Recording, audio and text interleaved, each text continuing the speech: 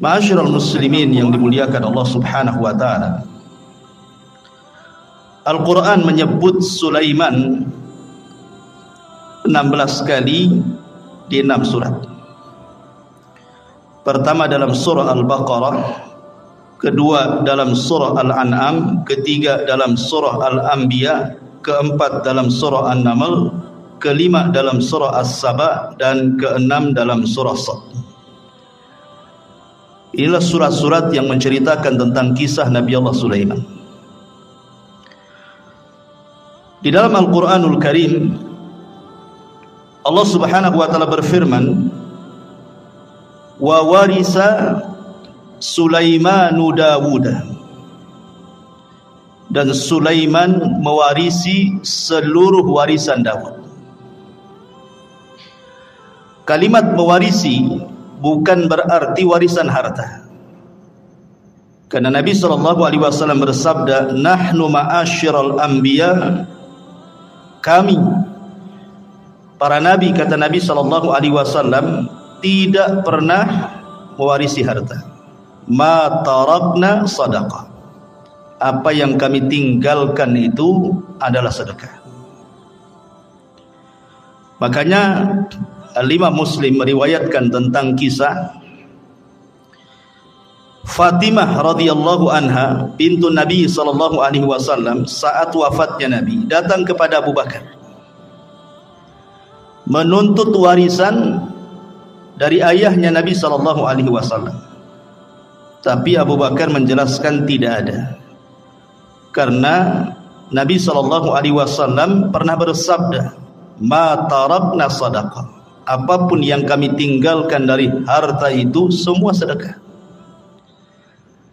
Dari situ Fatimah, bahasa kitanya agak dongkol dengan Abu Bakar sehingga tidak mau bicara sampai wafat. Ada yang mengatakan 4 bulan setelah Rasul meninggal, kemudian Fatimah meninggal. Ada yang mengatakan 6 bulan, tapi tidak lebih dari 6 bulan. Lah ketika itu Ali radhiyallahu anhu belum berbaiat kepada Abu Bakar selaku khalifah.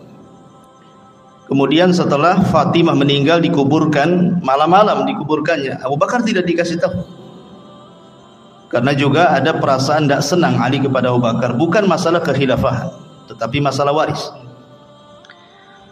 Jadi Ali radhiyallahu an setelah itu mendatangi Abu Bakar, kemudian mengemukakan ketidaksukaannya. Kenapa dia menzalimi ahli bait, kok tidak dibagikan warisan Nabi? Maka Abu Bakar tetap mengatakan bahwa Nabi tidak mewarisi, walaupun ada harta tidak bisa diwarisi oleh ahli warisnya. Karena seluruh harta Nabi, baik yang ada di Fadak atau yang ada di Khaybar gitu ya, atau bagian khumus dari ghanimah, itu semua jadi sedekah. Abu Bakar tetap berpegang dengan sabda Nabi SAW, baru Ali paham. Setelah itu kemudian Ali berbaiat kepada Abu Bakar di tengah-tengah manusia, dan manusia pun senang karena Ali sudah akur lagi dengan Abu Bakar. Lah dari hadis yang dikeluarkan Muslim ini menunjukkan bahwa tidak ada satupun Nabi yang mewarisi harta kepada ahli warisnya. Lalu apa kalimat wa warisa Sulaimanu Daud di sini? Sulaiman mewarisi hartanya Nabi Daud? Bukan. Maksudnya Sulaiman mewarisi kerajaan dan juga kenabian, bukan harta. Sebab kalau kita membaca kitab-kitab ahli kitab dari perjanjian lama, Nabi Daud itu anaknya bukan Sulaiman saja, istrinya banyak. Tahu berapa istrinya Daud? 300 itu istrinya. Kemudian selirnya 700. Anaknya banyak, tidak mungkin kemudian hartanya dikasih satu orang namanya Sulaiman saja kan. Ini menurut versi mereka seperti itu. Jumlah istrinya Nabi Daud 300, kemudian selirnya sampai 700. Antum berapa? 1, cukuplah 1 saja. Jadi yang diwariskan di sini adalah kerajaan dan juga kenabian. Dan inilah keutamaan Nabi Allah Sulaiman di antara seluruh para nabi Bani Israel. Karena hanya ada 2 nabi, saya ulangi, yang mendapatkan dua keutamaan yang tidak dimiliki Bani Israel atau nabi-nabi Bani Israel atau raja-raja Bani Israel. Sebab Bani Israel itu kalau jadi raja, raja saja, kalau jadi nabi, nabi saja. Tetapi Nabi Allah Sulaiman ini menggabungkan dua-duanya seperti ayahnya Daud, raja plus nabi. Itulah keutamaannya Nabi Allah Sulaiman alaihi salatu wassalam. Jadi di sini Sulaiman mewarisi kerajaan dan juga kenabian, bukan harta. Karena Allah Subhanahu wa taala memberikan kepada Sulaiman jauh lebih kaya dibandingkan ayahnya. Makanya ayahnya tidak disebut raja penguasa dunia, yang disebut justru Sulaiman. Di antara 4 raja penguasa dunia adalah Sulaiman, Zulkarnain, Namrud, Bukhtun Nasr, dan kelak di akhir zaman Al-Mahdi Al-Muntadhar, Imam Mahdi yang ditunggu-tunggu kaum muslimin.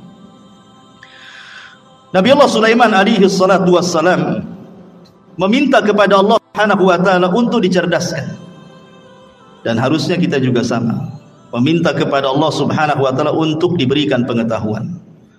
Makanya Nabi SAW selalu berdoa, Rabbi zidni ilma, ya Allah tambahkan pengetahuan kepadaku. Itu Nabi yang jelas-jelas dapat wahyu saja masih minta ditambah ilmu, apalagi kita. Disebutkan dalam hadis Abdullah ibn Amr ibn As radhiyallahu an, ketika Sulaiman selesai membangun Masjidil Aqsa, ingat bukan membangun dari pondasinya, karena Masjidil Aqsa juga sudah dibangun oleh Nabi Yakub sebelumnya. Jadi ketika Nabi Ibrahim dan juga Ismail membangun Masjidil Haram, maka Nabi Yakub membangun Masjidil Aqsa. Jarak antara Yakub kepada Sulaiman itu jauh sekali, ratusan tahun pun gitu ya. Sehingga kemudian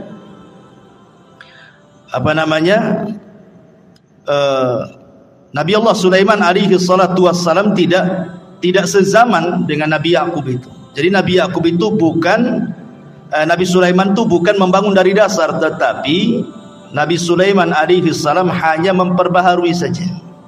Dia memperbaharui apa yang sudah ada, kemudian dibuat pondasi, di atas pondasi. Itulah yang disebut dengan Haikal Sulaiman, yang sekarang sedang dicari-cari oleh orang Yahudi.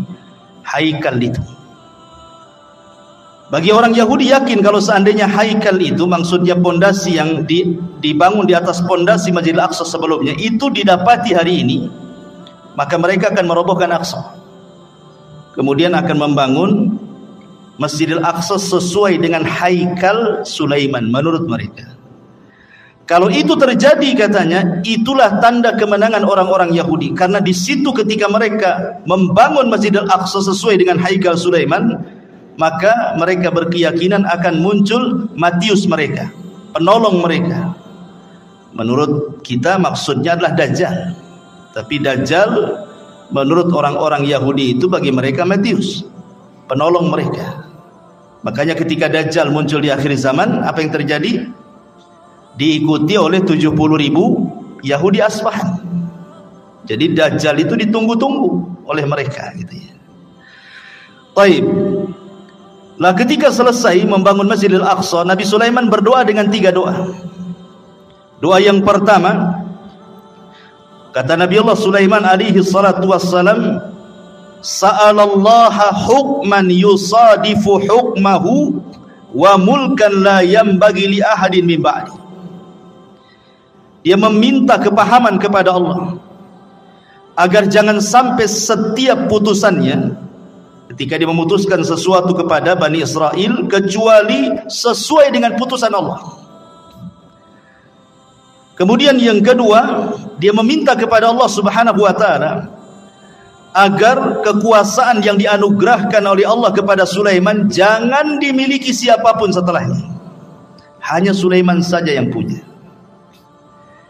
Makanya Nabi SAW ketika sedang sholat, kemudian diganggu oleh jin, syaitan, kemudian ditangkap, kemudian dicekik, maka Rasul merasakan dingin air liur daripada jin syaitan ini.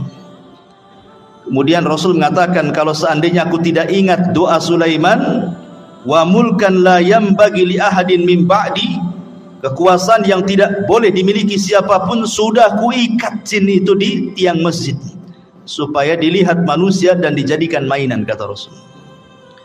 Artinya dari sini bahwa Nabi Allah Sulaiman alaihi salatu wassalam meminta kepahaman kepada Allah agar jangan sampai putusannya salah. Jangan sampai putusannya salah, kalau bisa sesuai dengan putusan Allah Subhanahu wa taala. Makanya Allah kabulkan keinginan Sulaiman. Allah berikan Sulaiman berbagai macam mukjizat yang luar biasa. Nanti kita jelaskan. Baik, kita akan cerita fase di mana Nabi Sulaiman masih bersama ayahnya Nabi Allah Daud alaihi salatu wassalam berdasarkan Al-Quran dan hadis-hadis yang sahih saja. Adapun kalau ada kisah-kisah Israiliyat itu hanya sekedar pelezat cerita saja, nggak perlu diyakini, nggak perlu didustakan, ya nggak perlu dibenarkan, ya sebagai pelengkap saja. Ma'asyiral muslimin yang dimuliakan Allah Subhanahu wa taala. Suatu ketika ada satu kisah dari dua wanita yang dua-duanya itu punya bayi. Dua wanita ini sedang mandi ceritanya. Kemudian bayinya diletakkan di samping pemandian. Rupanya ada serigala. Kemudian dimakanlah salah satu bayinya, kemudian dibawa kabur ke hutan. Akhirnya kemudian setelah mandi dua wanita ini, didapati cuma satu bayi. Maka oleh yang paling besar, kakaknya wanita ini, diambil bayi itu dan mengatakan, ini milikku. Kata adiknya, bukan, ini milikku. Akhirnya datanglah kepada Nabi Allah Daud alaihi salam, minta diputuskan ini bayi punya siapa, karena cuma satu masalahnya. Maka Nabi Allah Daud alaihi salatu wasallam tentu dengan ijtihad beliau seorang nabi. Akhirnya Nabi Daud memihak kepada yang memegang bayi, kakaknya, dan mengatakan itu bayimu, bukan bayi adik. Maka menangislah sang adik ini. Kemudian karena sudah putusan seorang raja, apalagi yang mau dibicarakan? Keluar. Sebelum keluar, Sulaiman masuk. Kemudian mengatakan, wahai ayahku, bisa enggak saya ikut memutuskan perkara ini? Kata ayahnya, silahkan saja. Akhirnya Sulaiman alaihi salatu wassalam kembali memutuskan kes dua wanita ini. Kemudian Sulaiman mengatakan, ambilkan pisau. Orang-orang tercengang, kenapa Sulaiman minta pisau? Kemudian dikatakan, mau apa dengan pisau itu wahai Nabi Allah Sulaiman? Kata Sulaiman, saya ingin belah bayi ini jadi dua, pusar ke bawah dan pusar ke atas. Kan ini kan dua wanita saling mengklaim ini. Biar adil, kita potong aja bayinya jadi dua. Yang pusar ke atas ambil kakaknya, yang pusar ke bawah ambil adiknya. Nah, selesai. Kakaknya mengatakan, kalau itu putusan wahai Sulaiman, silahkan saja. Tapi adiknya membantah, jangan wahai Nabi Allah. Kalau memang engkau hendak membunuh bayi itu dengan cara memutuskan jadi dua, memotong jadi dua, sebaiknya serahkan saja bayi itu kepada kakak saya. Enggak apa-apa, saya tidak punya bayi. Dari sini Sulaiman tahu siapa wanita yang punya rahmat, siapa wanita yang tidak punya rahmat. Kata Sulaiman, itu bayimu, bukan bayi kakakmu. Kenapa? Karena kakaknya tidak ada rahmat. Masa mau dipotong, silahkan saja. Sementara adiknya nggak mau, berarti menunjukkan bayi itu bayi adiknya. Karena biasanya seorang ibu ada keterikatan emosional dengan anaknya, kan? Maka Sulaiman mengatakan, ambil itu bayi. Dari sini Allah mengatakan, wa fahamna Sulaiman, kami berikan kepahaman kepada Sulaiman. Ini satu kisah. Kisah yang kedua, ini disebutkan di dalam Al-Quran surah Al-Anbiya ayat 78. Allah Subhanahu wa taala berfirman, wa Dawud wa Sulaimana idh yahkumani fil harthi idh nafashat fihi ghanamul qaumi wa kunna li hukmihim syahidin. Dan ingatlah kisah Daud dan Sulaiman, kata Allah, ketika keduanya memberikan putusan mengenai ladang, karena ladang itu dirusak oleh kambing-kambing milik kaumnya, dan kami menyaksikan keputusan yang diberikan oleh mereka. Bagaimana kisahnya? Jadi Bani Israel ini, yang satu punya kebun, yang satu punya kambing. Ini kambing-kambing ini tidak dijaga oleh pemiliknya, masuklah ke kebun orang, dirusaknya kebun itu. Dimakanlah daun-daunan, ladang-ladang yang baru saja ditanam, dirusak, semua dirusak. Namanya kambing gak berakal. Nah, kalau orang suka ngerusak ya kayak kambing ini, gak berakal. Jadi orang ini mengadu kepada Sulaiman, gimana nih kebun saya dirusak oleh kambing-kambing si fulan, katanya. Kata Nabi Allah Daud, kalau gitu datangkan orang yang punya kambing. Didatangkanlah yang punya kambing dengan yang punya kebun di hadapan Nabi Allah Daud. Maka Daud kemudian memberi putusan bahwa yang punya kambing ini harus membayar dengan kambing-kambing dia seharga kebun yang dirusaknya. Pamannya kambingnya 100, kalau seandainya 10 ekor cukup untuk membayar kerusakan itu, ya sudah kasihkan 10 ekor. Itu putusan Nabi Daud. Maka ketika itu datang Nabi Allah Sulaiman dan juga meminta izin kepada ayahnya, boleh enggak ikut memberikan putusan? Kata ayahnya, silakan. Maka Nabi Allah Sulaiman memutuskan dengan putusan yang berbeda dengan ayahnya. Apa kata Nabi Sulaiman? Sekarang kambing-kambingmu serahkan ke yang punya kebun. Dia berhak dengan kambing-kambingmu sebagai jaminannya, dan dia boleh mengambil air susunya. Sementara engkau yang punya kambing, kau perbaiki kebunnya sampai sesuai dari sebelumnya, sebelum dirusak. Jadi suruh Nabi Sulaiman tukar-tukaran di sini. Yang punya kebun pegang kambing, yang punya kambing pegang kebun, supaya kebunnya ditanami lagi sampai kesedia kala baru kambingnya diambil lagi sebagai jaminan. Maka di sini keputusan Sulaiman lebih adil dibandingkan keputusan Nabi Allah Daud. Ini dua kisah disebutkan dalam hadis yang sahih dan juga disebutkan di dalam ayat Al-Quran surah Al-Anbiya ayat 79. Taib. Ini diantara dua kisah semasa Nabi Sulaiman bersama Nabi Allah Daud. Kita masuk pada kisah kedua. Bagaimana kisah Nabi Allah Sulaiman alaihi salatu wassalam itu sendiri. Setelah wafatnya Nabi Allah Daud alaihi salatu wassalam, maka Sulaiman menjadi pewaris tahta dan juga pewaris kenabian, sama dengan ayahnya. Dan Nabi Allah Sulaiman alaihi salatu wassalam diberikan banyak mukjizat sebagaimana doanya dia. Minta diberikan kerajaan yang tidak diberikan kepada orang setelahnya. Makanya banyak kemudian kehebatan dan kecerdasan Sulaiman yang tidak dimiliki banyak nabi. Di antara mukjizatnya adalah Nabi Allah Sulaiman alaihi salatu wassalam ya tadi diberikan kerajaan dan juga kenabian, dan itu tidak ada di zaman Bani Israel kecuali dia dan ayahnya saja. Tetapi ma'asyiral muslimin yang dimuliakan, kalau memang Nabi Allah Sulaiman diberikan kekayaan yang banyak, bagaimana dengan Nabi kita?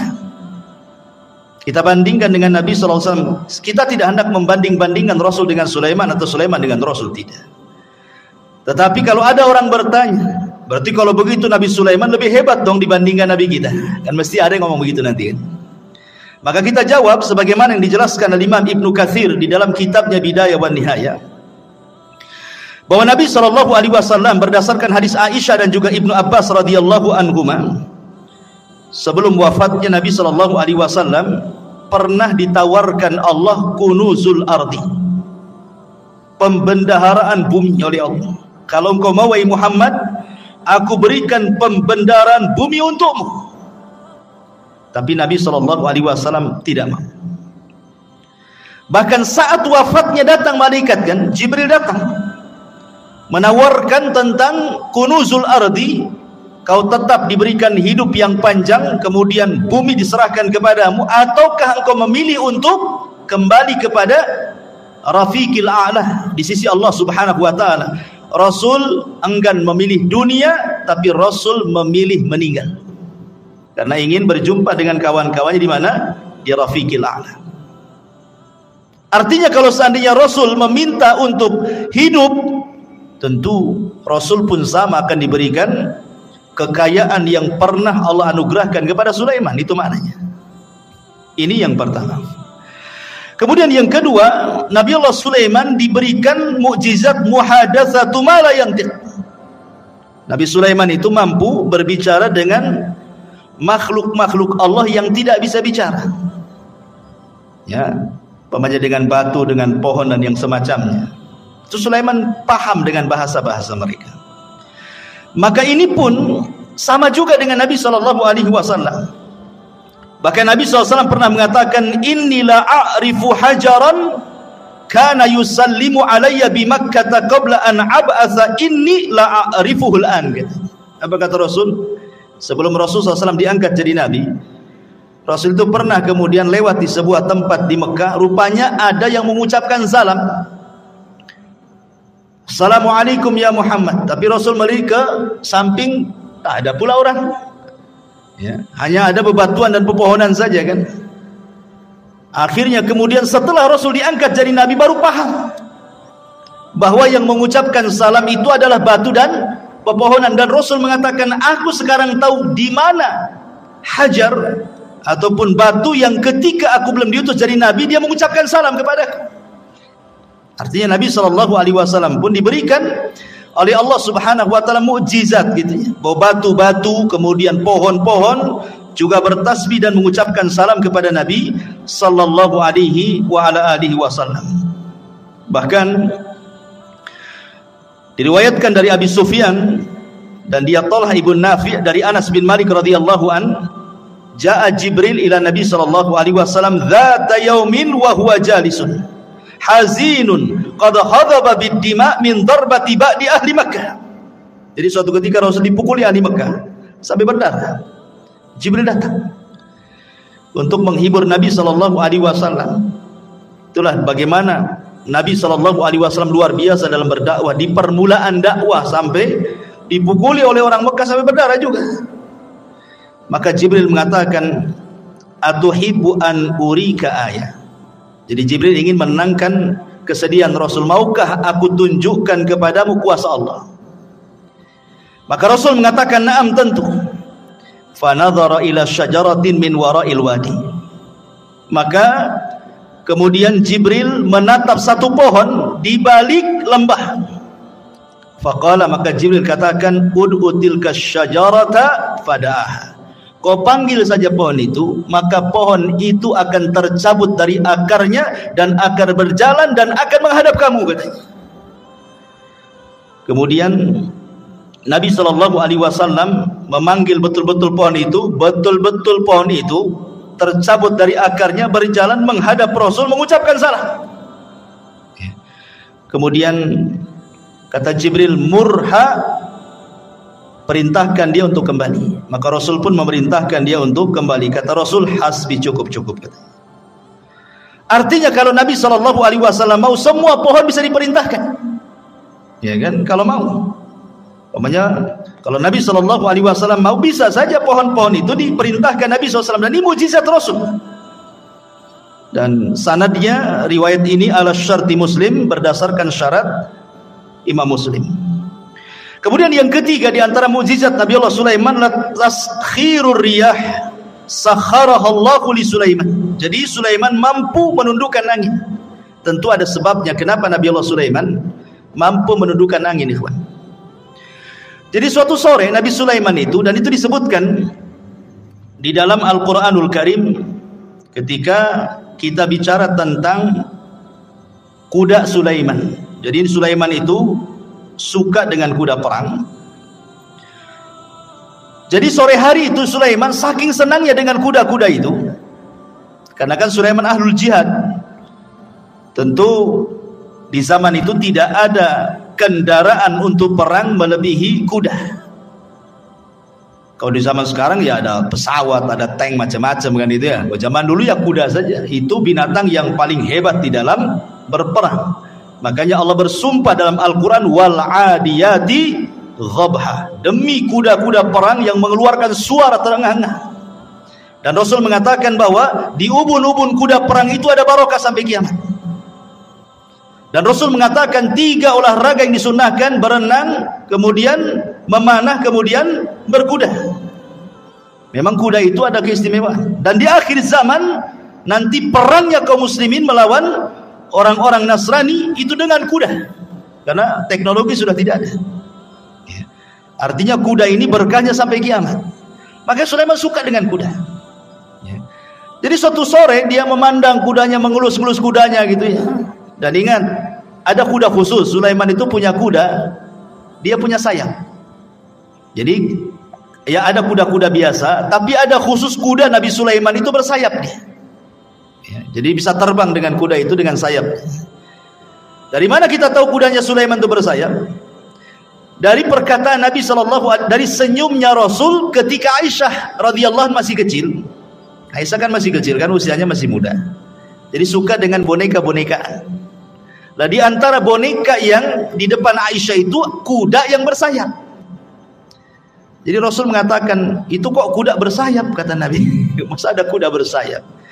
Kata Aisyah radhiyallahu mengatakan, bukankah kau tahu bahwa kudanya Sulaiman juga bersayap, katanya Aisyah. Fadhahikan Nabi SAW. Maka Rasul tersenyum. Ya. Dan Rasul tidak membantah kan, hanya senyum saja kepada Aisyah radhiyallahu anha. Dari sini sebagian ulama beristidlal bahwa ada kuda-kuda Sulaiman itu yang bersayap. Walaupun ada yang membantah bahwa Aisyah ini hanya menukilkan cerita-ceritanya orang-orang Quraisy, dan Rasul juga tersenyum, ya, tidak mengatakan mengiyahkan dan juga tidak mentidakkan. Jadi ada juga yang membantah tidak ada, ya kuda-kuda tidak bersayap. Tapi ada juga yang mengatakan kuda Sulaiman itu ada yang bersayap gitu ya. Jadi saking asiknya dia memandang kuda Sulaiman itu, lupa dia sampai matahari terbenam. Harusnya dia melaksanakan dua rakaat salat, karena salat itu sudah ada sejak zaman dulu. Lihat Zakaria, wa huwa yusalli fil mihrab, dia sedang salat di mihrab, menunjukkan para nabi salat. Ya. Jadi sampai terbenam matahari lupa salat dia. Setelah terbenam baru ingat salat. Menyesal Sulaiman. Maka disebutkan di dalam Al-Quranul Karim tentang kisah Nabi Sulaiman ini, idh urida alaihi bil asyi as-safinatul jiyad. Ingatlah ketika pada satu sore dipertunjukkan kepada Sulaiman kuda-kuda yang jinak tetapi sangat cepat larinya. Faqala, maka Allah katakan, inni ahbabtu hubbal khair, menghikayatkan perkataan Sulaiman. Maka dia berkata, sesungguhnya aku menyukai segala yang baik dari kuda, tetapi an dzikri rabbi hatta tawarat bil hijab, yang membuat aku ingat akan kebesaran Tuhanku sampai matahari terbenam. Maka Sulaiman lupa tidak sholat. Ketika dia lupa tidak sholat, dia menyesal. Maka keesokan harinya apa kata Sulaiman? Urudduha alayya fatafika mashan bisuq wal a'naq. Bawalah semua kuda-kuda itu kembali kepadaku. Lalu dia, ada yang mengatakan dalam tafsirnya, memotong kaki dan leher kuda itu, menyembelihnya. Jadi ada dua riwayat, ada dua penafsiran ulama. Ada yang mengatakan Sulaiman tidak menyembelih kuda, karena mustahil, apa salah kuda, kenapa disembelih? Sulaiman hanya ngusap saja, kemudian disuruh jauhkan dia dari. Tapi Allahu a'lam, pendapat yang masyhur dari kalangan ahli tafsir, Sulaiman betul-betul menyembelih kuda itu kemudian disedekahkan. Ikhwan, kuda Nabi Allah Sulaiman menurut keterangan Bani Israel itu, Israiliyat itu bukan satu dua kuda, ya, ribuan kuda disembelih dan disedekahkan kepada Bani Israel, fuqara Bani Israel. Lah setelah kemudian Nabi Allah Sulaiman menyembelih kuda-kuda itu karena terlalaikan dari salat, maka kaidah dalam Islam apa? Man taraka syai'an lillahi awadallahu khairan minhu. Siapa yang meninggalkan sesuatu karena Allah, Allah ganti dengan yang lebih baik. Ketika Sulaiman meninggalkan kuda-kuda itu karena Allah, karena melalaikan dia dari salat, Allah ganti yang lebih baik. Apa itu? Allah tundukkan angin. Jadi Sulaiman itu kalau berperang, dia membuat semacam papan kayu-kayu besar gelondongan gitu, kemudian diikat-ikat, jadilah macam perahu, ya. Jadi kalau Sulaiman itu mau pergi kemana saja, naik saja dia di atas perahunya. Apa yang perlu dibawa, kuda atau pasukan apa, nanti dia suruh angin untuk mengangkatnya, tinggal pergi. Lebih enak kan, naik kuda kan. Makanya disebutkan dalam Al-Quran itu, kalau kuda itu mampu berjalan 1 bulan, cuman setengah, pagi berangkat, sore sudah sampai. Kalau naik kuda, sebulan perjalanan. Dan itu berarti Allah berikan yang jauh lebih baik dibandingkan kuda. Itulah sebabnya ditaklukkan angin kepada Nabi Allah Sulaiman alaihi salatu wassalam. Taib. Bagaimana dengan Nabi sallallahu alaihi wasallam? Apa keutamaan yang mungkin setara dengan ditundukkan angin kepada Nabi Allah Sulaiman? Maka Imam Ibnu Katsir rahimahullahu taala menyebutkan beberapa perbandingan. Beliau mengatakan, amma taskhirur riyah li Sulaiman faqad qala Allahu fi sya'nil ahzab. Kalau memang Sulaiman ditundukkan angin sehingga mudah untuk berperang melawan musuh-musuhnya, maka Rasul pun diberikan oleh Allah Azza wa Jalla dengan mukjizat yang sama yang dicantumkan dalam surah Al-Ahzab. Ya ayyuhalladzina amanu udhkuru ni'matallahi 'alaikum id ja'atkum junudun fa arsalna 'alaihim rihan wa junudan lam tarauha. Wahai orang-orang yang beriman, ingatlah nikmat Allah atas kalian ketika kami datangkan tentara-tentara kami, kata Allah, dalam bentuk angin, dan juga tentara-tentara yang tidak dilihat, maksudnya malaikat. Ya. Jadi kalau Sulaiman untuk berperang mereka atau dia dan juga pasukannya dibawa oleh angin, maka Allah Subhanahu wa taala juga memberikan mukjizat, tentara-tentara Allah membantu Rasulullah, termasuk angin dan juga para malaikat.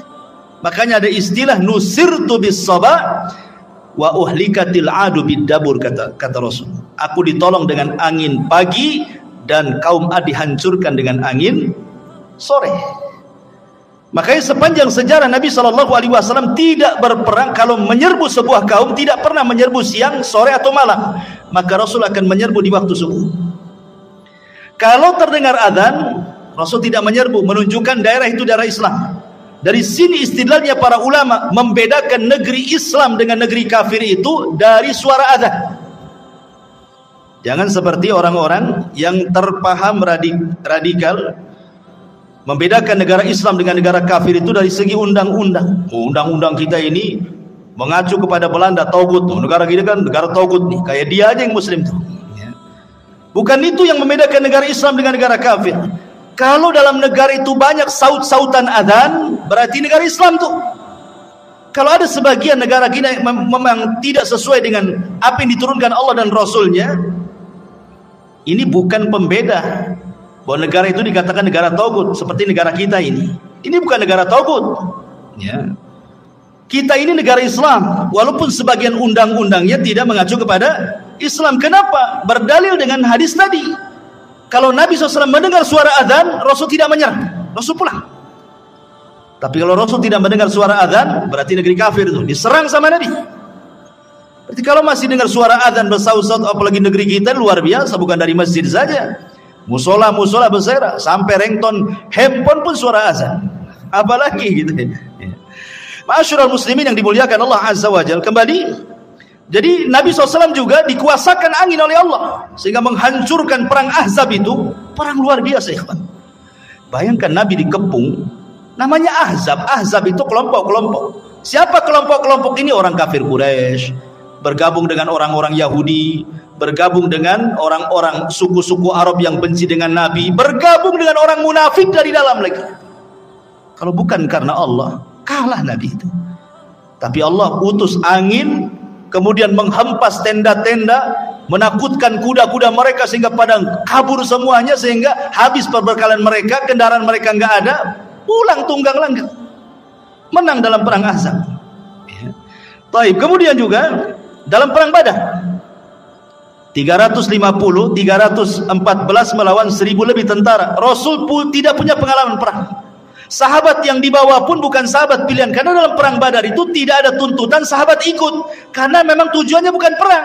Tujuannya mau mengambil hartanya Abi Sufyan yang dari Syam menuju ke Mekah. Untuk apa? Sebagai pengambil hak. Dulu mereka hijrah ke Madinah, hartanya diambil orang Quraisy. Sekarang orang Quraisy lagi dagang tuh, maka dagangannya mau diambil sebagai ganti apa yang sudah mereka ambil. Rupanya Abu Sufyan cerdas pula, ngirim dom-dom supaya memberitahu Abu Jahal bahwa dia akan diserang.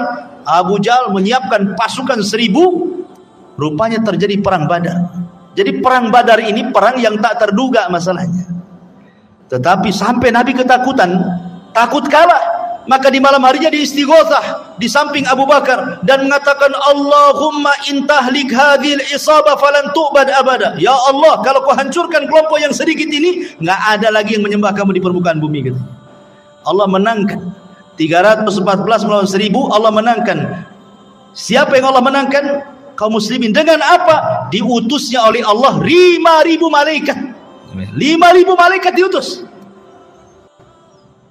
Kalau Sulaiman menggunakan tentara jin, tetapi Rasulullah SAW diutus oleh Allah bi 5.000 minal malaika.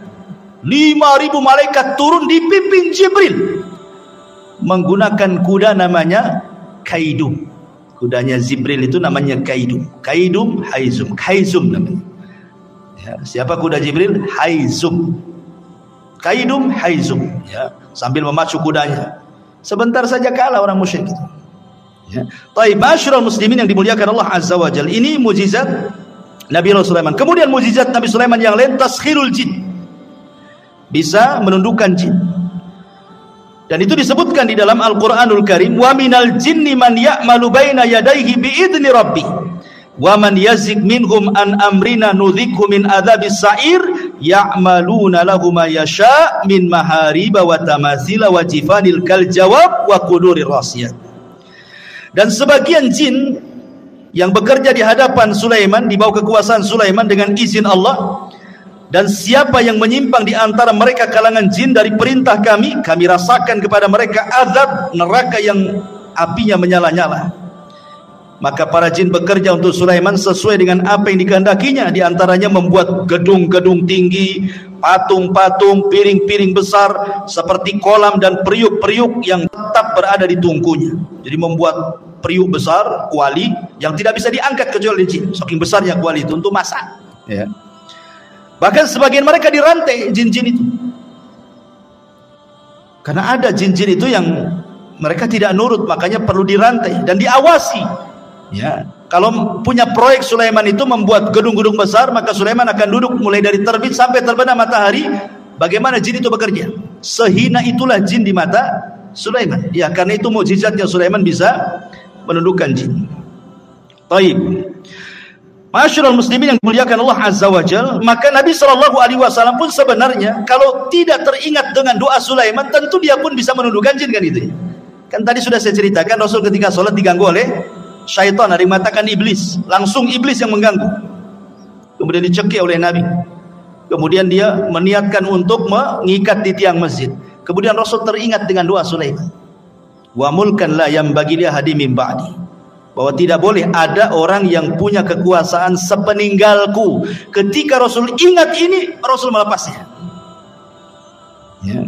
Artinya bahwa Nabi SAW juga bisa menundukkan atas izin Allah Subhanahu wa taala kalau Rasul mau, kan gitu.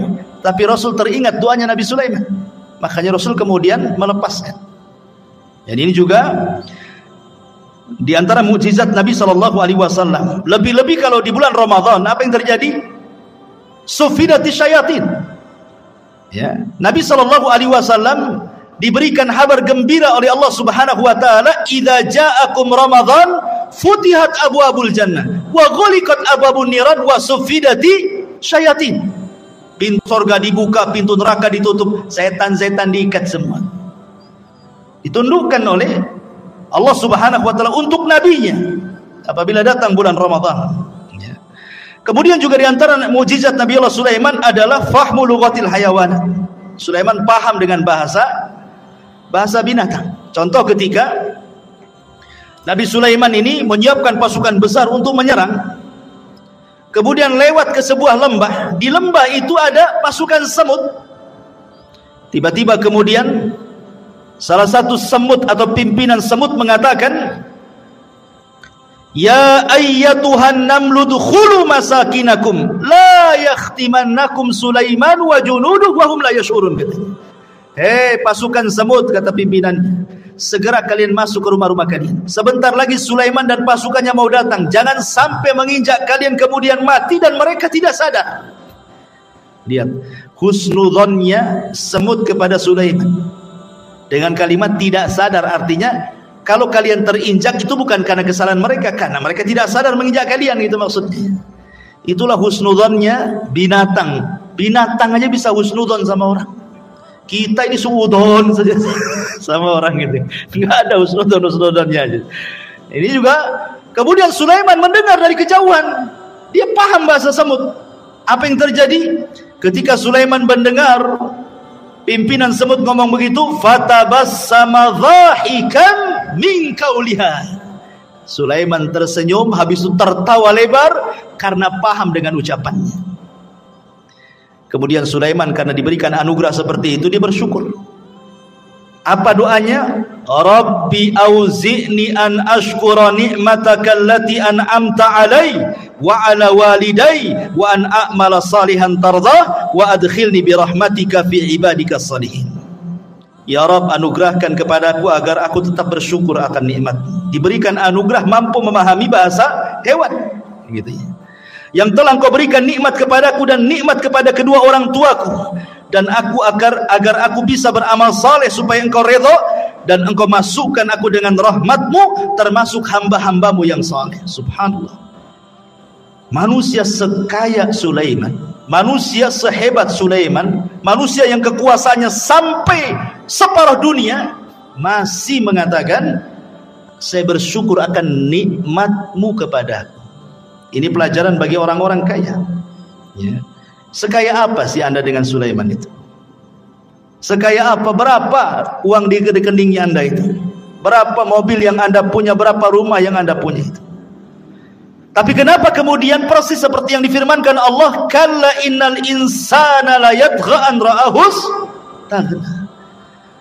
Ternyata kekayaan itu sirru tughyan, rahasia bejatnya orang. Kata Allah, sekali-kali jangan seperti itu. Terkadang ada orang yang melampaui batas ketika Allah bukakan kekayaan kepadanya. Sulaiman masih bersyukur. Beda pula dengan Qarun.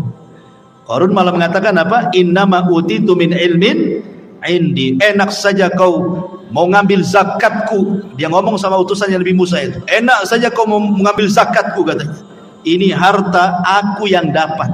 Sama sekali Qarun tidak menasabkan harta itu kepada Allah, sehingga Allah katakan wa khassafna bihi wa bidarihil ardh. Kami tenggelamkan si Qarun dan seluruh harta-hartanya ke dasar bumi.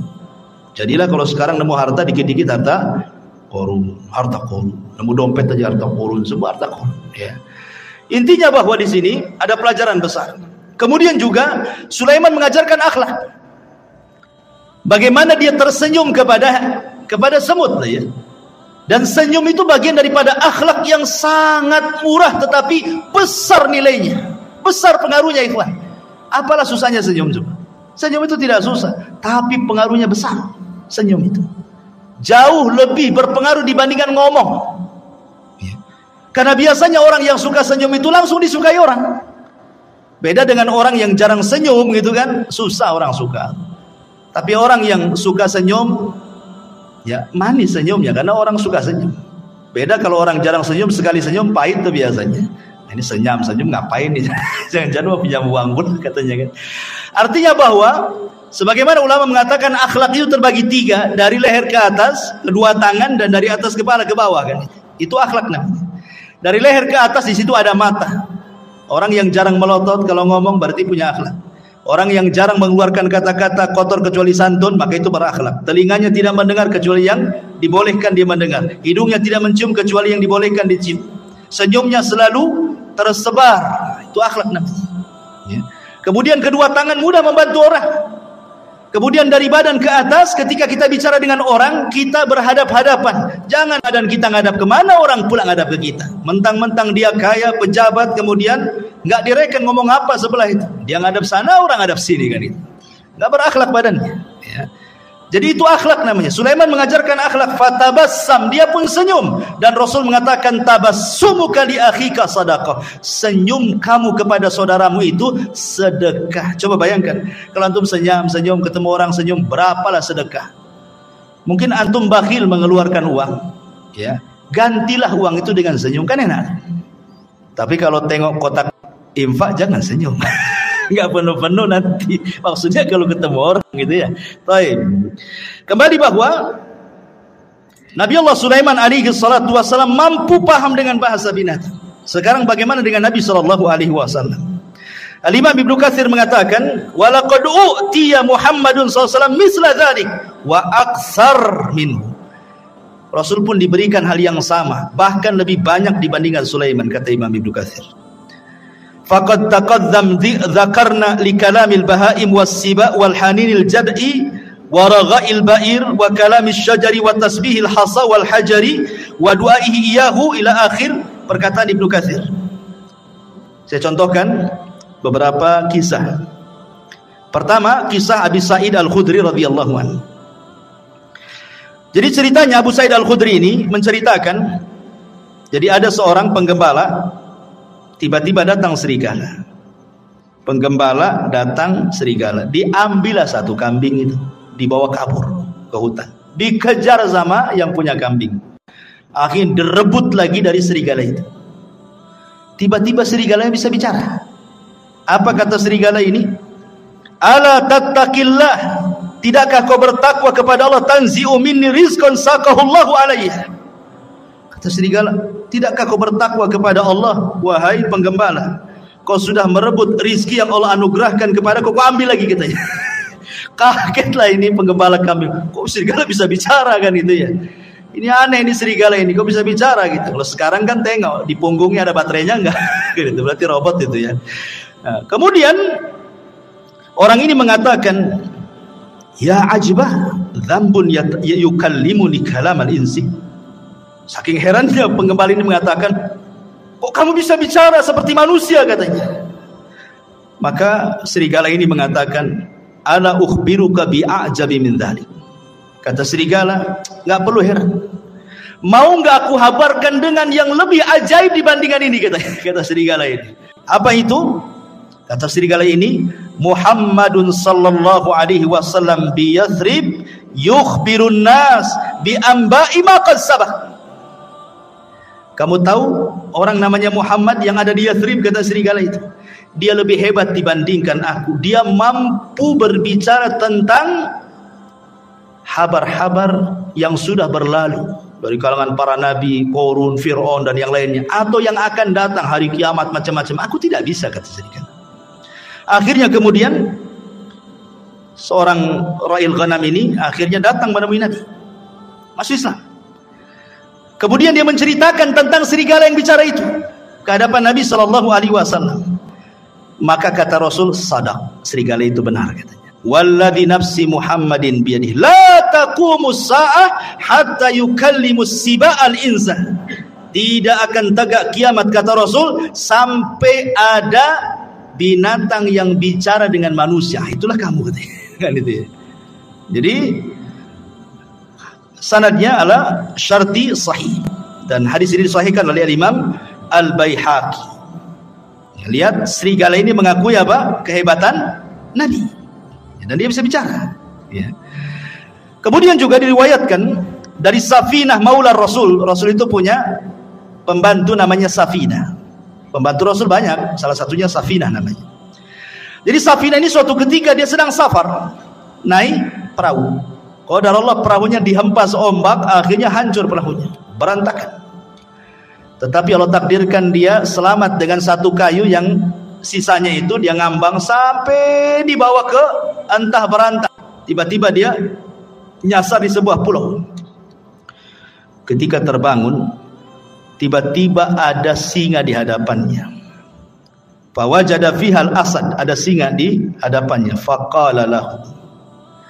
Maka si Safinah ini ketakutan dengan singa itu. Singa, dia pun lagi lelah, baru saja terdampar, nggak punya tenaga, mau lari gimana? Sementara singa sudah di hadapannya. Berteriaklah Safinah ini, apa teriakannya? Dia mengatakan, ini, kata Safinah ini, sesungguhnya aku adalah sahabat Nabi sallallahu alaihi wasallam. Ini Safinah maula Rasulillah. Aku Safinah pembantu Rasulullah, aku sahabat Rasul, katanya. Tiba-tiba menjinaklah singa ini. Kemudian fadharaba mankibi, tiba-tiba kakinya singa menepuk bahunya dia, seolah-olah ngajak pergi. Maka akhirnya ketika melihat jinak, maka hilanglah ketakutan Safinah, akhirnya mengikuti singa ini kemana arahnya. Rupanya singa ini kemudian mengarahkan ke jalan pulang. Sebelum pulang katanya Safinah menceritakan seolah-olah dia melambai-lambai yuwaddiuni, seolah-olah ingin berpisah, ya selamat pergi gitu kan. Subhanallah.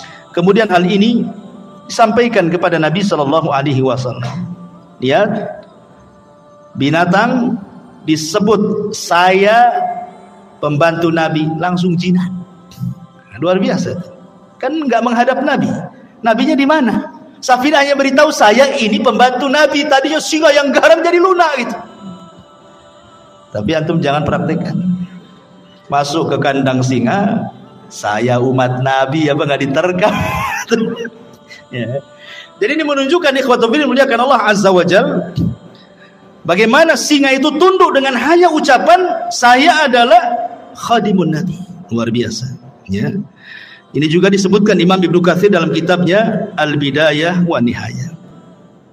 Kemudian juga disebutkan dari Abdurrahman ibn Abdullah ibn Mas'ud dari bapaknya, dia mengatakan kunna ma'a Rasulillah SAW fi safarin famararna bi syajaratin fiha farha hamratan fa akhadnahuma. Kata Abdurrahman ibn Abdullah ibn Mas'ud dari bapaknya, dia berkata kami pernah safar bersama Rasul dalam peperangan. Tiba-tiba kami ini melihat ada burung cantik di atas pohon. Cantik sekali. Kemudian naiklah salah seorang kami, diambilnya telurnya itu. Diambil telur burung itu. Tiba-tiba fa'aja'at al-hamrah ila Rasulillah sallallahu alaihi wasallam, maka induknya datang burung ini.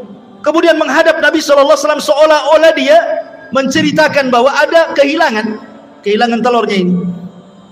Maka Nabi SAW langsung membariskan pasukan dan mengatakan man faja'a hadza bi farhaiha.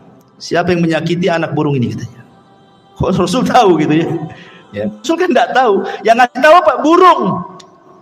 Melapor kepada Nabi SAW. Maka Rasul mengatakan rudduhuma, balikan anaknya.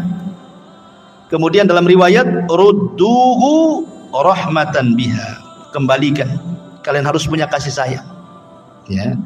Sahabat mengembalikan. Artinya bahwa kalau Nabi SAW juga diberikan oleh Allah Subhanahu wa taala mukjizat yang sama, paham dengan bahasa binatang, sampai Imam Ahmad meriwayatkan dari musnadnya kisah tentang Anas bin Malik radhiyallahu an.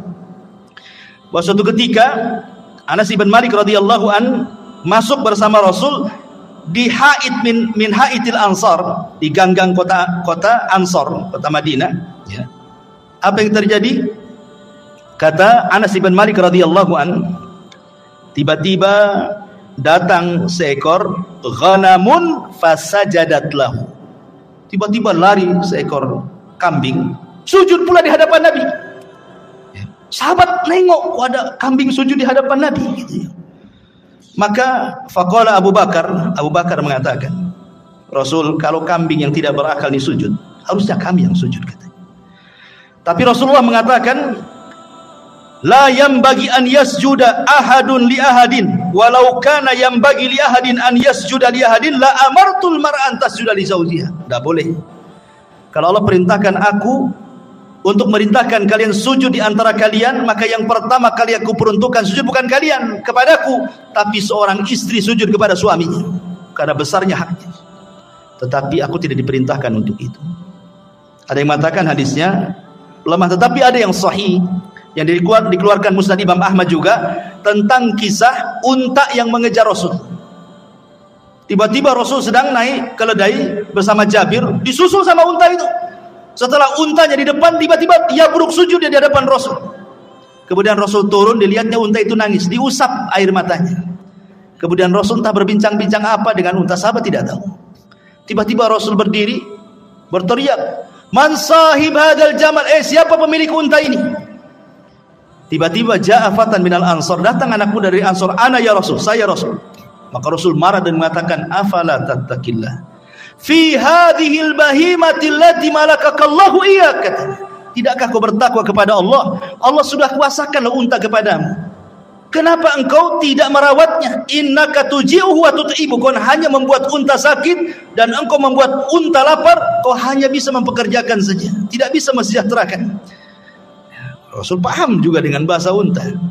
Ya. Ini mukjizat, artinya kalau Sulaiman juga paham dengan bahasa semut dan binatang-binatang yang Rasul pun sama, bahkan lebih kata Ibnu Katsir dibandingkan Nabi Allah Sulaiman alaihi salatu wassalam.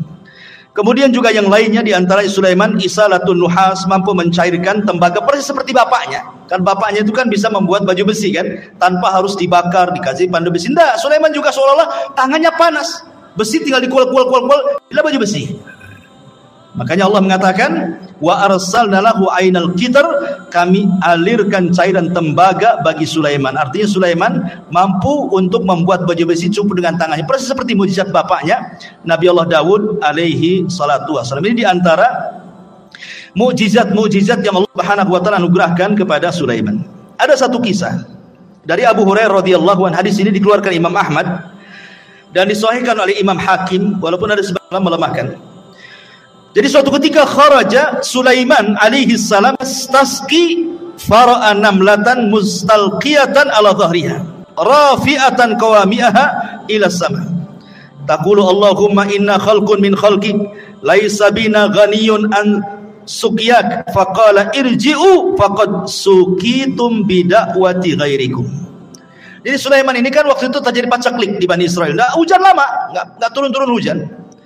Jadi Sulaiman mau pasukan untuk sholat istisqa di lapangan. Tiba-tiba kemudian Sulaiman melihat ada semut sedang terlentang menghadap ke langit. Dan Sulaiman mendengar doanya semut itu. Apa doa semut ini? Ya Allah, aku ini adalah hamba dari hamba-Mu. Tidak ada yang lebih kaya darimu, maka hujani kami. Tiba-tiba ketika semut selesai doa, hujan tuh. Ya. Maka Sulaiman mengatakan kepada pasukannya, irji'u, pulang. Ya, cukup sudah, ada yang meminta hujan selain dari kalian. Ya. Kemudian Al-Hafidh Ibnu Hajar menyebutkan dalam Al-Talkhis bahwa Al-Imam Ad-Daruqutni Hakim juga mengeluarkan hadis dari Abu Hurairah tanpa menyebutkan Sulaiman.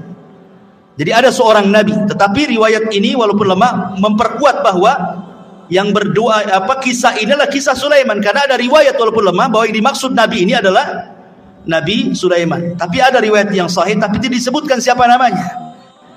Adapun riwayat yang menyebutkan adanya Sulaiman dilemahkan para ulama. Tapi yang jelas bahwa lihat bagaimana di sini faedahnya, ternyata Allah Subhanahu wa taala terkadang mengabulkan doa sebelum kita minta. Itu syahidnya di sini. Orang-orang ini kan belum istisqa. Kenapa hujan? Rupanya orang lain yang minta. Dari sini menunjukkan bahwa Allah itu karim. Bukan Bang Karim ya, karim. Artinya karim itu pemurah. Dia bisa mengabulkan hamba-hambanya sebelum diminta. Dan itu bentuk malunya Allah Azza wa Jalla. Karena di antara sifat Allah itu adalah Hayyun Karim. Allah itu zat yang maha pemalu dan juga pemurah. Lah bentuk pemalunya Allah Subhanahu wa taala adalah Allah pantang apabila ada seorang hamba mengangkat kedua tangannya kemudian dibiarkan kosong tidak diberi. Allah pantang itu.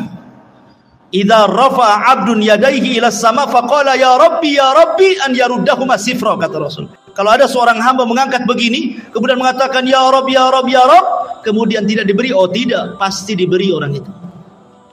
Atau terkadang belum dia berdoa sudah dikabulkan. Belum dia berdoa sudah dikabulkan. Subhanallah. Ya. Taib. Kemudian kisah Nabi Allah Sulaiman alaihi salatu wasallam bersama burung hudhud. Ini menariknya karena disebutkan di dalam surah An-Naml. Ma'asyiral muslimin yang dimuliakan Allah Azza wa Jalla. Jadi suatu ketika Nabi Sulaiman ini sedang mempersiapkan pasukan. Pasukan besar. Bayangkan pasukan Sulaiman ini jin, manusia, binatang, kemudian di atasnya burung terbang. Jadi nggak pernah terkena sengatan matahari. Sulaiman itu senantiasa dinaungi oleh burung-burung. Jadi kemana saja, mau di padang pasir, mau di mana, nggak kepanasan kan? Karena burung di atasnya masalahnya kan itu. Jadi suatu ketika mempersiapkan barisan itu, hudhud pula tak ada di situ. Mana hudhud? Dan burung hudhud itu adalah muhandis Sulaiman. Disebutkan dalam sejarah Israiliyat bahwa dia itu muhandis, seorang insinyur. Jadi hudhud yang diceritain ini seorang insinyur. Jadi terkadang nih Sulaiman nih kalau mau berangkat ke sebuah tempat, maka yang mengekar dari atas langit itu burung hudhud. Entah di depan ada jurang kah, Entah di depan ada air, ada sungai, ada laut, nanti dikasih tahu tuh. Ya, karena Sulaiman tidak tahu yang gaib, ya kan? Jadi besar sekali memang jasanya Hudhud itu kan. Makanya ketika tidak ada, Sulaiman marah. Kemana Hudhud ini? Awas saja kata Sulaiman kan. Ngancam Sulaiman. Kalau dia datang dan tidak membawa alasan, la u'adzibannahu adzaban syadidan aw la adzbahannahu aw la ya'tiyani bisultanin mubin katanya. Kalau dia datang tidak bawa alasan, ku siksa dengan siksa yang berat, atau ku sembelih dia, atau ku maafkan kalau bawa alasan katanya. Ternyata famakatha ghaira ba'id. Ternyata Hudhud sudah datang. Dari mana coba Hudhud? Rupanya Hudhud dari Yaman. Sulaiman di mana? Di Palestina. Sebegitu cepatnya itu terbangnya Hudhud itu. Satu di Palestina, satu di Yaman. Cemana terbangnya itu? Menunjukkan Hudhud ini diberikan kemampuan oleh Allah kan gitu. Kemudian melapor, aku punya alasan kenapa aku tidak ada, kata Hudhud. Apa kata Hudhud? Dia mengatakan, inni wajadtu faqala ahattu bima lam tuhit bihi wajituka bi min saba'in binaba'in yakin inni wajadtu imra'atan tamlikuhum wa utiyat min kulli syai'in wa laha arsyun azim, katanya. Wahai Sulaiman, wahai rajaku, tunggu dulu ya. Aku punya pengetahuan yang kau tidak punya. Ini menunjukkan Sulaiman tidak tahu yang gaib. Kalau dia tahu yang gaib tentu tidak akan ancam-ngancam Hudhud. Ya. Jadi Nabi itu tidak tahu yang gaib. Hatta Sulaiman yang banyak mujizatnya sekalipun tidak tahu yang gaib. Buktinya Hudhud mengatakan aku punya ilmu yang kau tidak punya, katanya. Dan di sini menunjukkan tawadhu'nya seorang Sulaiman, raja besar, penguasa dunia, masih mendengarkan alasan. Enggak diktator dia. Kalau diktator main cincang aja lah kan gitu ya. Didengerin tawadhu Sulaiman. Kalau punya alasan ngomong bahasa kita ya kan.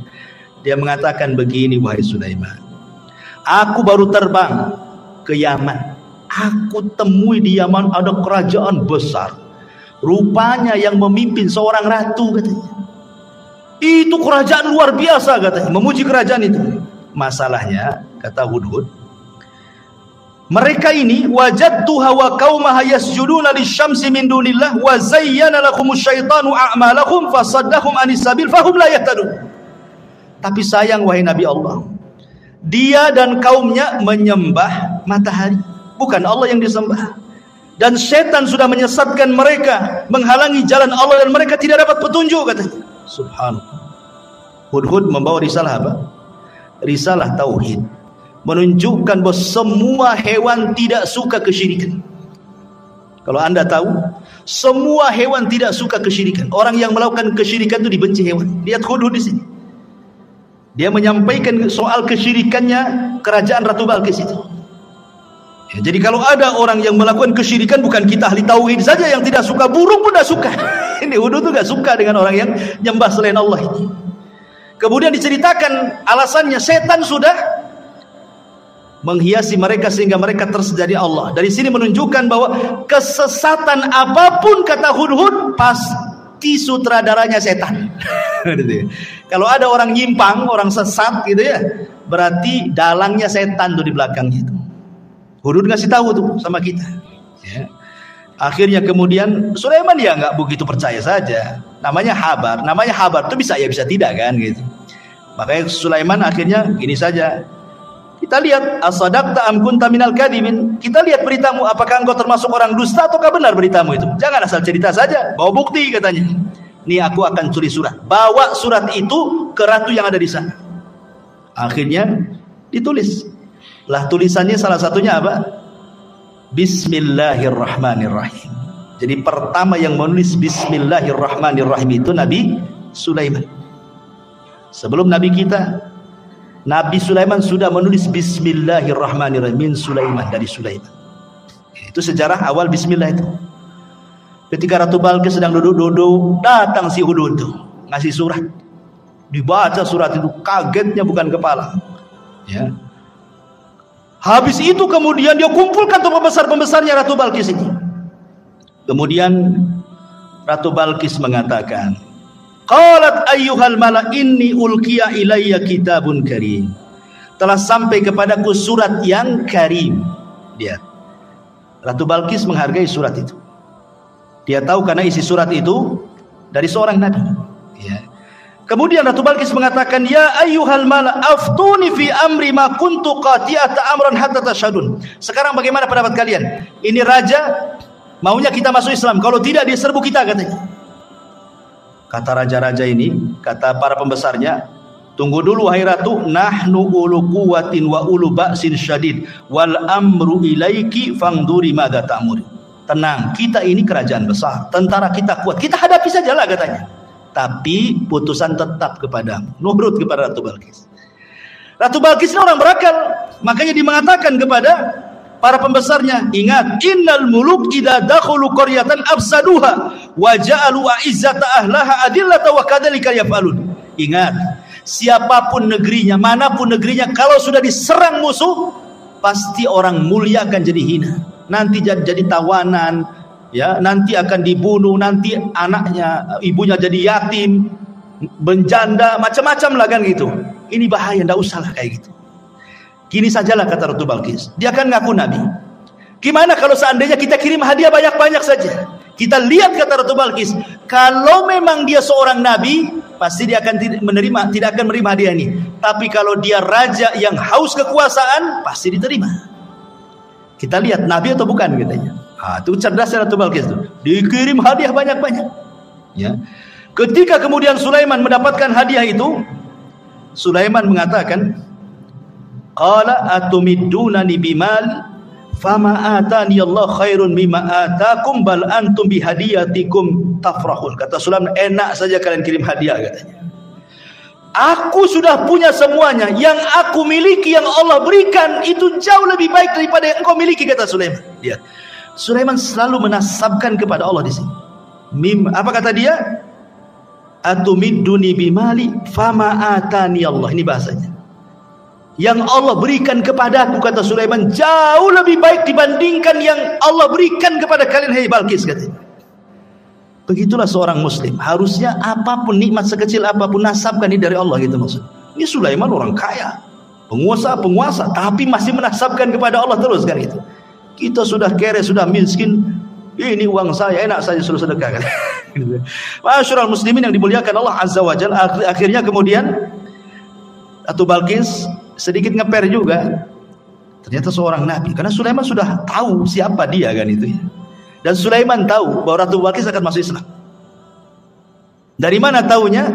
Dari akalnya yang cerdas. Dia tidak mau perang, malah ngirim hadiah. Jadi Sulaiman mengira-ngira ini pasti dapat hidayah wanita ini. Makanya kemudian Sulaiman akhirnya apa? Punya siasat, dikumpulkannya pasukannya, jinnya, orang soleh dikumpulkan. Apa kata Sulaiman? Sebelum si Balkis datang ke sini, baiknya istananya kita pindahkan dari Yaman ke sini katanya. Siapa yang bisa mindahkan istananya Ratu Balkis ke hadapanku, kata Sulaiman. Akhirnya qala ifritun minal jin. Bangunlah jin ifrit. Ifrit itu di bawahnya iblis ya. Di bawahnya ifrit ada namanya Marodah yang diikat di bulan Ramadan itu. Apa kata jin ifrit? Ana atika bihi qabla an taquma min maqamik. Aku bisa mendatangkan istana itu wahai Sulaiman sebelum kau bangkit dari tempat dudukmu di singgasanamu itu. Menunjukkan bahwa jin punya kekuatan. Bisa memindahkan sebuah istana kan? Bisa dipindah. Apalagi mindah uang di celengan, paling mudah itu. Ya, kalau antum punya uang di celengan kok hilang, jangan-jangan dipindah ifrit. Pas dicek tak ada lubang, betul lah dipindah jin. Tapi kalau ada lubang itu bukan jin yang pindah, orang rumah itu yang pindah. Baik. Jadi akhirnya ifrit mengatakan, perintahkan aku saja sebelum kau bangkit, istana sudah sampai di sini. Qala alladzi indahu ilmun minal kitab. Tiba-tiba seorang yang mempunyai ilmu dari kitab berkata, ana atika bihi qabla an yartadda ilaika tarfuk. Kalau aku tidak, wahai Sulaiman, perintahkan aku saja sebelum matamu berkedip sudah sampai istana itu. Terjadi silang pendapat, siapa orang ini? Kok sakti kali dibandingkan ifrit nih?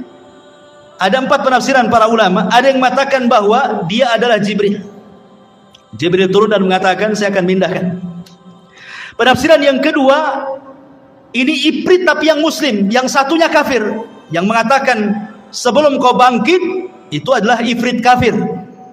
Tetapi yang mengatakan sebelum berkedip ini ifritnya muslim. Itu satu penafsiran yang lain. Penafsiran yang ketiga, Sulaiman sendiri yang ngomong begitu. Aku bisa memindahkan sekejap, sebelum aku berkedip sudah sampai. Tapi pendapat yang masyhur dari kalangan para ulama, bahwa yang memindahkanlah seorang laki-laki yang bernama Asif ibnu Barkhiyah. Asif pakai shad, Asif ibnu Barkhiyah, dialah orang kepercayaannya Nabi Musa yang diajar, yang mampu menguasai Ismul A'zam, nama-nama Allah yang agung. Kalau dalam Islam itu ada namanya Asmaul Husna. Di antara Asmaul Husna itu ada namanya Ismul A'zam. Menjadi perselisihan para ulama, Ismul A'zam dalam Asmaul Husna itu apa? Ada yang mengatakan Al-Hayyu, ada yang mengatakan Al-Qayyum, ada yang mengatakan Allah. Wallahu a'lam. Pokoknya tidak tahu mana yang satu. Kalau antum berdoa membaca Asmaul Husna 99 itu, insya Allah doa antum dikabulkan, karena pasti akan membaca Ismul A'zam. Salah satu dari 99 yang kita tidak tahu yang mana satu itu Ismul A'zam itu. Nah, kalau berdoa cobalah baca semua itu Asmaul Husna itu. Boleh jadi pas dengan Ismul A'zam, karena kan disembunyikan yang mana satu kita tidak tahu. Lah Asif bin Barkhiyah ini menguasai Ismul A'zam. Makanya kemudian dia berdoa kepada Allah, sebelum berkedip istananya sudah sampai. Seorang-orangnya juga keangkut di istana itu. Bayangkan. Ratu Balkis datang ke hadapan Sulaiman. Kata Sulaiman, sebelum Balkis masuk ke istana, kita robah dikit. Masih kenal nggak dengan istananya? Apa yang dirobah? Tehelnya, keramiknya dirobah. Dibuat apa? Dibuat kaca. Ya, karena kan di istana dipindah, diletakkan di lautan, masalah istana itu kan bawahnya air tuh, dikasih kaca. Jadi seolah-olah kalau nginjak itu nginjak air gitu. Jadi kata Ratu Balkis kepada Sulaiman kepada Balkis, betul nggak istana? Kayaknya iya, kayaknya tidak, katanya. Dia ragu-ragu deh. Iya ke tidak kan itu? Kalau tengok bangunannya iya, tapi kok isinya beda kan itu ya. Makanya sempat disebutkan dalam Quran ini, Balkis ini sampai kemudian menyingkap pakaiannya, khawatir terkena air, padahal itu kaca tuh. Dari situlah dia melihat kehebatan Sulaiman. Akhirnya Ratu Balkis mengatakan perkataan menunjukkan dia masuk Islam, wa aslamtu ma'as Sulaiman lillahi rabbil alamin. Maka Balkis mengatakan, aku sekarang masuk Islam bersama Sulaiman. Dia masuk Islam akhirnya. Tapi menjadi perselisihan apakah Balkis ini menjadi istri Sulaiman atau tidak, itu menjadi khilaf ulama. Ada yang mengatakan jadi istrinya, ada yang mengatakan tidak. Wallahu a'lam. Tidak ada riwayatnya. Karena Sulaiman ini juga istrinya banyak. Ada dalam sebuah hadis yang sahih. Jadi suatu malam Sulaiman itu diberikan kekuatan mampu menggauli istrinya. Istrinya 100 ya kawan. Ada yang mengatakan yang 60 istri sahnya, yang 40 selirnya. Ya. Jadi semuanya 100. Kata Sulaiman, malam ini bernazar ingin menggauli semua istrinya dalam satu malam. 100 wanita digauli satu malam. Kalau nggak punya kekuatan, tengkleng lantum tuh. Ini kan khusus para nabi. Nabi itu diberikan kekuatan oleh Allah. Sulaiman diberikan kekuatan itu. Kemudian Sulaiman bernazar, aku ingin gauli dalam satu malam ini semua istri-istriku, dan aku berdoa kepada Allah setiap istriku mengandung punya anak, dan kujadikan semuanya tentara di jalan Allah untuk berperang, katanya. Itu Sulaiman. Itu nadarnya. Rupanya Sulaiman lupa membaca insya Allah. Harusnya dia mengatakan insya Allah. Karena masyiah itu tetap milik Allah. Kalau kita berkehendak, Allah tidak mungkin terjadi. Allah berkehendak, kita tidak, pasti terjadi. Itu semua kaidah seperti itu. Harusnya Sulaiman mengucapkan insya Allah. Maka malam itu digilir semua istri-istrinya. Rupanya tidak ada yang mengandung kecuali satu. Ketika melahirkan, separuh manusia, separuh bukan. Tidak punya kaki. Puntung kakinya ke atas. Ya, nggak punya kaki. Ya. Itulah makanya kenapa walaupun dia seorang nabi, tetap masyiah itu milik Allah. Kehendak itu milik Allah. Makanya penting mengucapkan insya Allah. Apapun, mengucapkan insya Allah. Mau datang besok, insya Allah. Datanglah insya Allah. Tolonglah datang insya Allah. Oh, kayaknya orang sekarang kalau bilang insya Allah ragu-ragu tuh. Padahal insya Allah itu maksudnya mengaitkan kejadian kepada Allah, karena Allah yang berkehendak. Walaupun kita sudah yakin besok akan datang, yang namanya kehendak milik Allah ternyata ketabrak, ternyata ada masalah, ternyata macet, kan nggak jadi juga kan gitu ya. Makanya setiap apapun gantungkan kepada Allah Subhanahu wa taala. Untuk terakhir karena waktu juga. Jadi sebelum wafatnya Nabiullah Sulaiman alaihi salatu wassalam, ada satu kisah juga yang menarik di sini. tentang kisah seorang petani. Ya, belum saya ceritakan. Jadi suatu ketika ada seorang petani, dia berangan-angan ingin mendapatkan kekuasaan seperti yang dimiliki oleh Sulaiman. Akhirnya kemudian angin itu tiba-tiba kemudian memberitahu Sulaiman bahwa ada orang yang berangan-angan ingin seperti dia. Angin yang menceritakan kepada Sulaiman. Maka Sulaiman pun datang, kemudian menemui petani itu dan mengatakan, wahai petani, janganlah kau berangan-angan sesuatu yang kau tidak mampu. Jangan. Ya, dan di sini juga ada berdoa itu sesuai dengan kemampuan. Jangan berdoa kepada Allah meminta sesuatu yang mustahil antum dapat. Walaupun kita tahu bahwa bagi Allah tidak ada yang mustahil. Tapi kan kita melihat kenyataan. Ya, umpamanya antum ini hanya kerja ya gaji mungkin pas-pasan, serabutan, tukang bangunan ke ojek online atau apa gitu kan. Berdoa, ya Allah, jadikan aku presiden, umpamanya kan. Buatkan aku istana besar. Ya mustahil juga. Bagi Allah tidak mustahil, tapi kan kita tahu kemampuan kan. Ya, seperti orang ini kan meminta kepada Allah supaya diberikan seperti yang diberikan kepada Sulaiman kan. Maka Sulaiman mengatakan, janganlah meminta sesuatu kecuali yang engkau mampu. Kata Sulaiman, demi Allah, tasbihnya engkau satu kali, la tasbihatun wahidatun, kata Sulaiman, khairun minad dunya wa ma fiha. Kau cukup bertasbih, subhanallah, itu lebih baik dibandingkan dunia dan isinya, kata Sulaiman. Subhanallah ya, keistimewaan tasbih ya, subhanallah. Baik, jadi sebelum wafatnya Sulaiman tadi saya sudah jelaskan, Sulaiman membangun Masjidil Aqsa. Kemudian berdoa kepada Allah Subhanahu wa taala dengan 3 doa. Ya, salah satunya doanya apa? Supaya Sulaiman diberikan hukum yang tidak menyelisih hukum Allah. Yang kedua, agar kerajaannya yang sudah dikuasai jangan diberikan kepada orang yang setelahnya. Yang ketiga, siapapun yang datang ke Masjidil Aqsa tidak berniat kecuali untuk sholat, keluar seperti bayi yang dilahirkan tidak punya dosa. Kata Rasulullah, adapun yang 2 sudah dikabulkan. Adapun yang ketiga, aku hanya mengharap Allah mengabulkannya. Kenapa? Karena Rasul sudah sholat di Baitul Maqdis ketika Isra Mi'raj. Kan itu ya. Dia ingin dikabulkan yang ketiganya. Dan yang terakhir, kisah wafatnya Sulaiman. Jadi ketika Nabi Allah Sulaiman alaihi salatu wassalam mendekati ajalnya, dia meminta kepada Allah Subhanahu wa taala agar kewafatannya Nabi Sulaiman ini jangan sampai diketahui bangsa jin yang sedang bekerja. Karena memang walaupun demikian kan yang bekerja kepada Sulaiman bukan jin muslim saja, jin kafir banyak. Dan mereka harus ditunggu. Makanya Nabi Sulaiman itu kalau menunggu jin-jin kafir sedang bekerja itu mulai dari terbit matahari berdiri di singgasananya sampai terbenam matahari. Jadi betul-betul mereka diawasi terus 24 jam. Jadi suatu ketika Sulaiman ini sedang memegang tongkat. Kemudian Allah takdirkan datang malaikat maut mencabut nyawa Nabi Allah Sulaiman.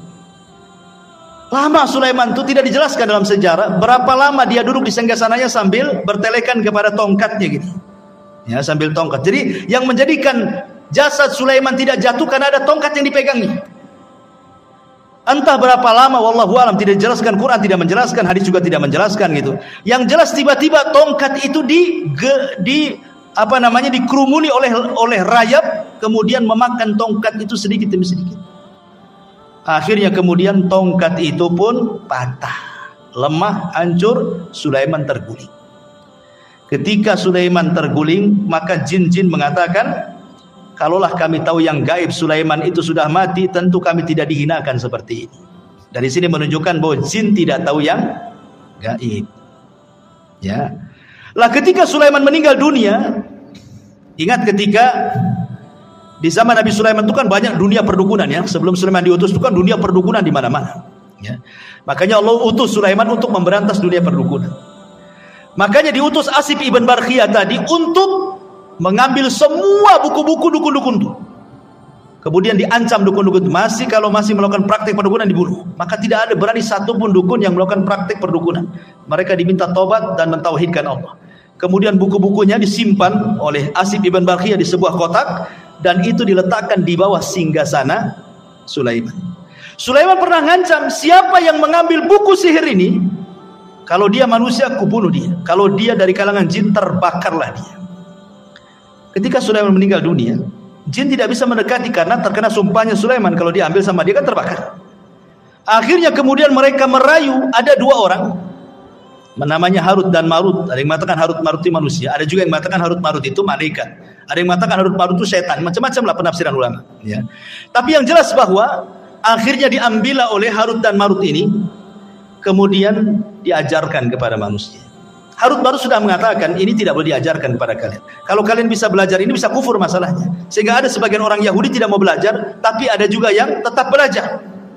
Akhirnya kemudian tersebarlah kesyirikan sihir kembali setelah Sulaiman wafat. Ya.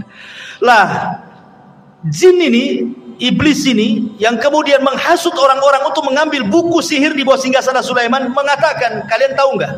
Kenapa Sulaiman bisa menundukkan angin, bisa menundukkan ini itu macam-macam? Dia itu punya sihir. Kalau kalian tidak percaya, itulah di bawah singgasananya ada buku-bukunya. Kalau kalian ingin seperti Sulaiman, ambil pelajari katanya. Dari sinilah muncul keyakinan Yahudi bahwa Sulaiman itu bukan nabi, tetapi tukang sihir. Makanya di zaman Nabi SAW ketika Rasul kemudian memuji Sulaiman, menjelaskan tentang mukjizat-mukjizat Sulaiman, orang-orang Yahudi Madinah tidak terima dan mengatakan Sulaiman bukan nabi, Sulaiman itu penyihir. Ketika itulah turun surah Al-Baqarah 102, wattaba'u ma tatlu syayatin ala mulki Sulaiman wa ma kafara Sulaiman walakinna syayatina kafaru yu'allimuna an-nasa sihra ila akhiril ayat. Dan mereka mengikuti apa yang dibacakan oleh setan-setan di zaman kerajaan Sulaiman. Sulaiman tidak kafir, artinya Sulaiman tidak mengajarkan sihir.